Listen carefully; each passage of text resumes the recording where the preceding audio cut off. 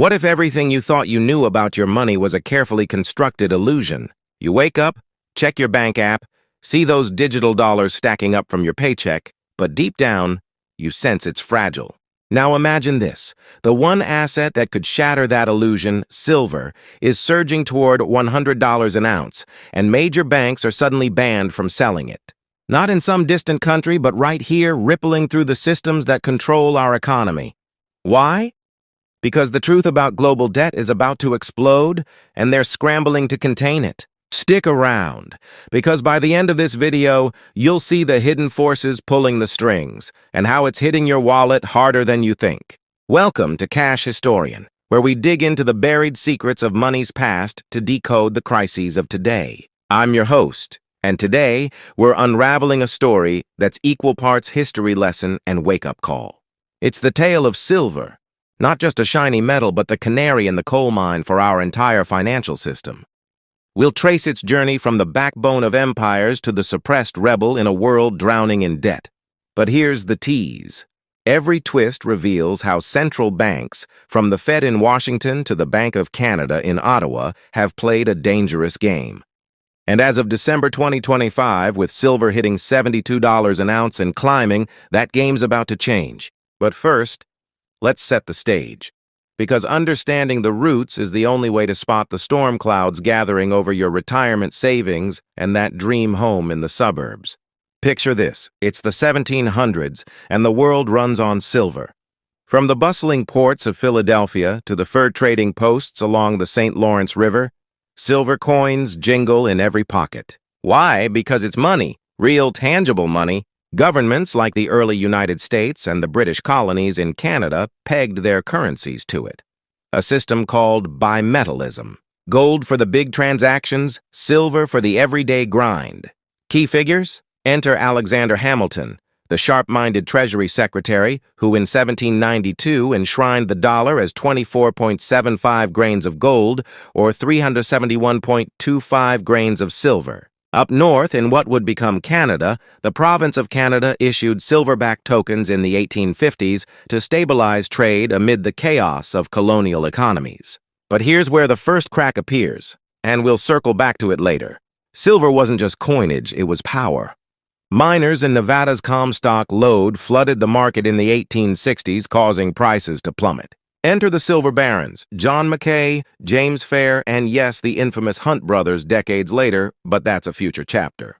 The U.S. government, pressured by Western mining states, passed the Bland-Allison Act in 1878, forcing the Treasury to buy millions of ounces of silver each month. It was a lifeline for farmers and miners drowning in debt from railroad loans and land grabs. In Canada, similar pressures built as the Dominion expanded westward, with silver inflows from U.S. strikes propping up the fragile banking system post-Confederation in 1867. Tease this. What if that lifeline became a noose? As we move forward, you'll see how central banking emerged not to serve the people, but to control the flow. And silver was the first casualty. Fast forward to the early 1900s, and whispers in smoke-filled rooms on Jekyll Island, Georgia, birthed the Federal Reserve in 1913. Senator Nelson Aldrich, J.P. Morgan's right-hand man, and other titans craft a system to stabilize the economy after the panic of 1907. But stability for whom? The banks, of course. The Bank of Canada follows suit in 1934, modeled partly on the Fed, to manage the fallout from the Great Depression. Both promised to back the dollar and the loonie with sound money, gold and silver. Yet from day one, the tease of manipulation lurks. Why did silver's role start shrinking almost immediately? Origins, the silver backbone of empires. Let's dive deep into the origins, because without this foundation, the rise and the bans make no sense. Cause and effect, silver's abundance made it the people's money. In 1873, the U.S. Coinage Act demonetized silver, dubbing it the crime of 1873 among angry debtors. Why? Eastern bankers tied to gold-importing Europe wanted a scarcer base to keep interest rates high and loans profitable. The effect? A deflationary spiral that crushed farmers from Kansas to the prairies in Manitoba, sparking the populist movement and William Jennings Bryan's famous Cross of Gold speech in 1896. In Canada, the effect rippled north. The 1871 Treaty of Washington settled U.S.-British fisheries disputes, but it also tied Canadian silver exports to American whims. By the 1890s, as the Klondike gold rush pulled focus, silver's monetary role waned. Enter the central banks. The Fed, born from those Jekyll Island secrets, centralized control over reserves. No more wildcat banks issuing their own silver-backed notes. Now, everything funneled through a cartel of private interests masquerading as public good. The Bank of Canada, established amid the 1930s bank runs, promised similar elastic currency. But elastic meant flexible for them. Stretchable debt, shrinkable precious metals. Key revelation tease. In 1933, FDR's Executive Order 6102 banned private gold ownership in the U.S., forcing citizens to hand it over at $20.67 an ounce, while the government revalued it to $35 overnight, a 69% stealth tax. Silver? It dodged that bullet temporarily, but the pattern was set. Central banks could conjure paper money from thin air, but physical silver? That demanded real work. Mining, refining, accountability. By World War II, both nations ramped up silver use for munitions and electronics, with the U.S. Lend-Lease program shipping tons to Canada for war production. Post-war, the Bretton Woods system in 1944 pegged currencies to the dollar, backed by gold, silver sidelined to industrial use. But here's the hidden truth we'll uncover later. Banks never forgot silver's power to expose fiat weaknesses. Cause led to effect.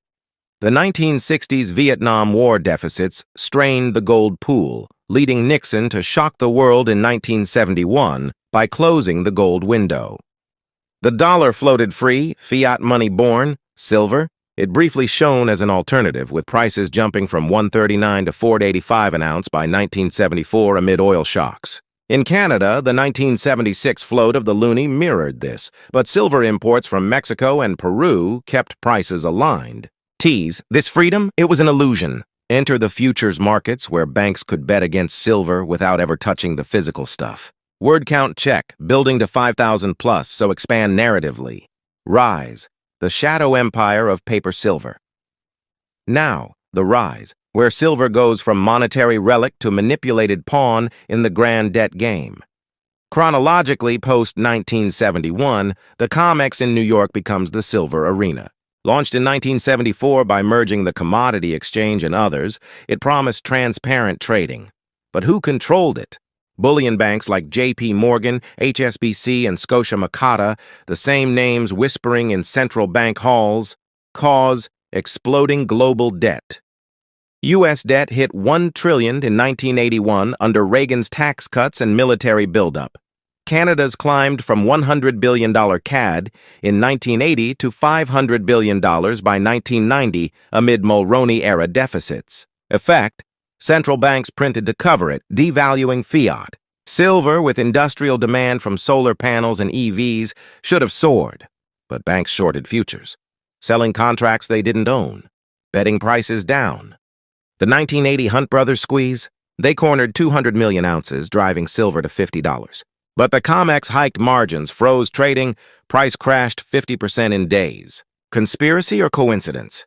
The Hunts lost billions, banks pocketed fees and shorts. In the 1990s, as NAFTA linked U.S. and Canadian economies, silver manipulation deepened. The Fed's Greenspan put, bailing out markets, extended to metals.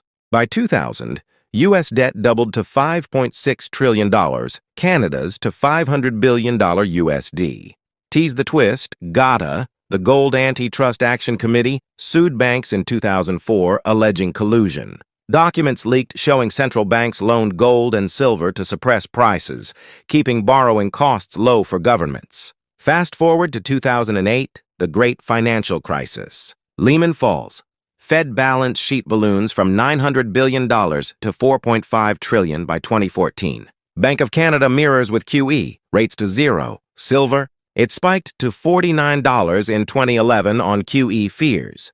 Retail investors piling in, echoing Toronto's 2011 condo boom where speculators flipped units amid low rates. But then, the hammer, MF Global collapse in 2011, run by John Corzine, revealed $200 million in customer silver segregated wrong, banks using physical as collateral for paper bets. The rise peaks in the 2010s with paper silver, ETFs like SLV holding allocated bars, but audits question if they're really there. By 2020, COVID lockdowns spiked silver demand for tech. Prices hit $29. But shorts from banks, JP Morgan fined $920 million in 2020 for spoofing metals markets, cap it. In Canada, TD and RBC face similar probes. Effect? Debt explodes. U.S. to $27 trillion by 2020, Canada to $1 trillion CAD federal. Silver suppressed means fiat propped. Your 401k and RRSPs stay in stocks, not sound money. Tease, but what happens when the paper runs out? Enter 2025's breaking point. Breaking point. The 2025 silver squeeze ignites chronologically. 2024 seeds the storm. Industrial demand surges 15% per Silver Institute data. Solar alone eating 200 million ounces. U.S. debt ceiling fights in June 2024 add volatility. Canada's fall election promises more spending. Silver creeps to $30 by year-end. Then 2025 erupts. January.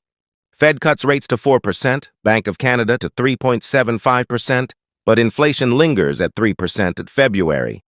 Korean banks, KB, Kookmin, Shinhan, halt physical silver sales amid supply shortages. Why Korea? Asia's retail frenzy, but the ripple?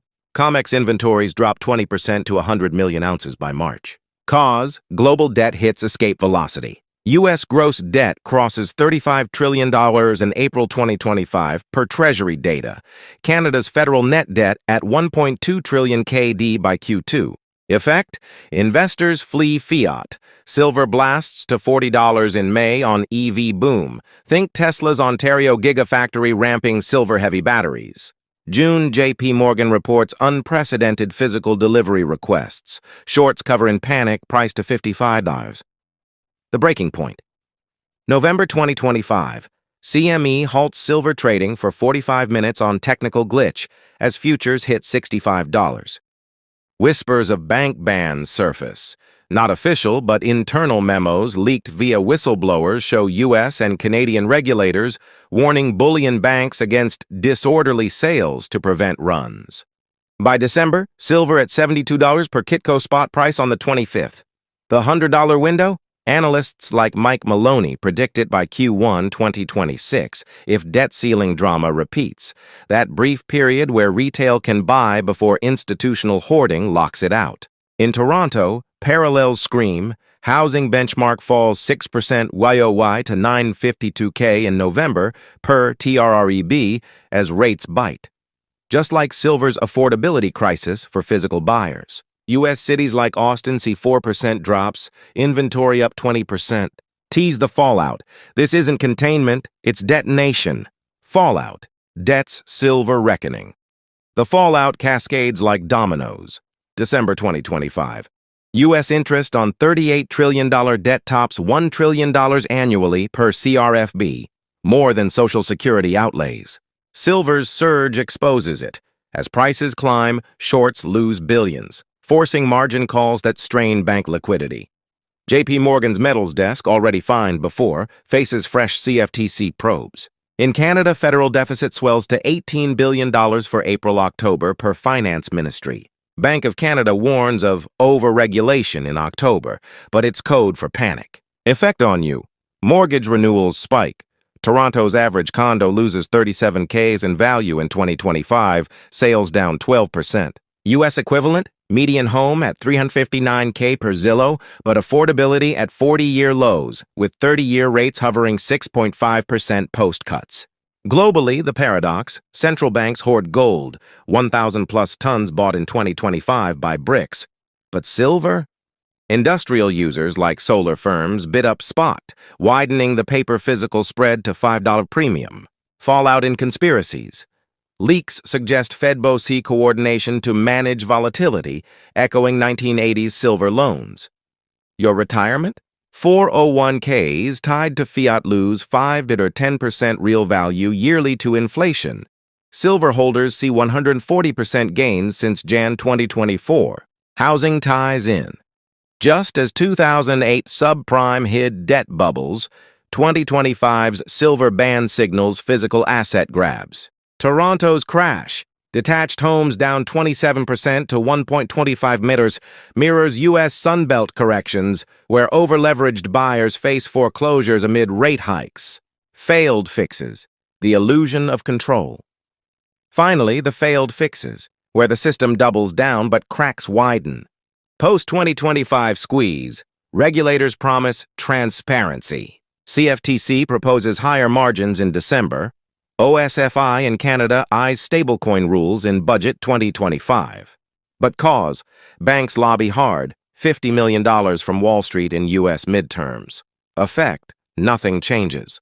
J.P. Morgan's silver bets hit record longs by year-end per CFTC data, hoarding not selling. Fed's Powell hints at tools in December FOMC, but it's QE redux printing to buy treasuries. Bank of Canada echoes, projecting 106% debt to GDP by 2026.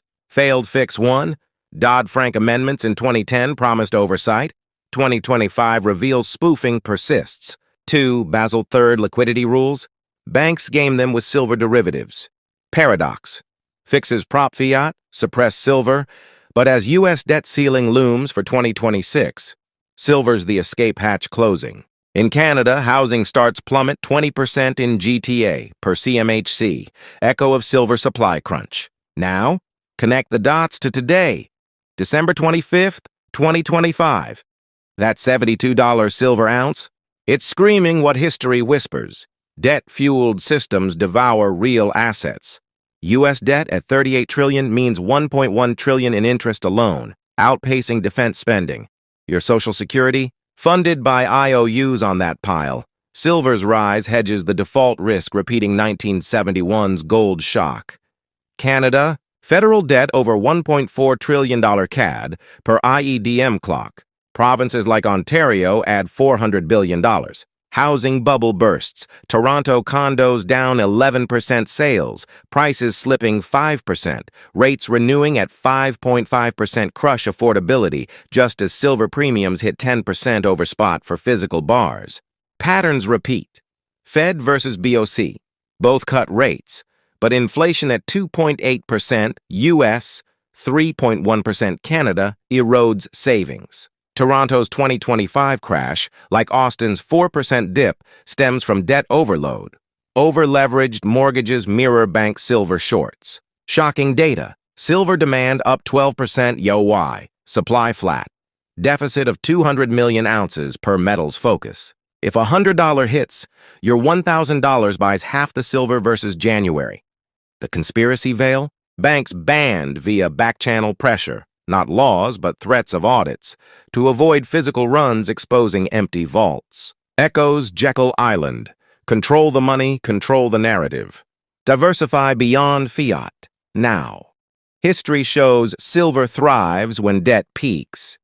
With U.S. at 130% debt to GDP and Canada at 107%, allocate 5-10% to physical silver. Buy before the $100 window slams. Premiums will double. Watch central bank whispers, Fed minutes, and BOC reports tease interventions. When they mention metals volatility, it's code for suppression. Stock accordingly, like pre-2011. Housing isn't your hedge. Toronto's 6% drop, U.S. median stagnant, bubbles pop when silver soars. Rent if needed, preserve cash for real assets. But here's the warning. If banks truly can't sell silver without crashing the system, what happens when retail floods the physical market? Will we see 1980-style halts nationwide? Or is this the spark for a monetary reset you've been waiting for? If this exposed the strings pulling your finances, hit that like button. It fuels more revelations. Subscribe to Cash Historian for weekly dives into money's dark corners, from Fed secrets to debt paradoxes. Comment. Are you stacking silver or riding the housing wave? Share this with a friend staring down a mortgage renewal. They need it. Thanks for watching. Stay curious, stay sovereign. See you next time.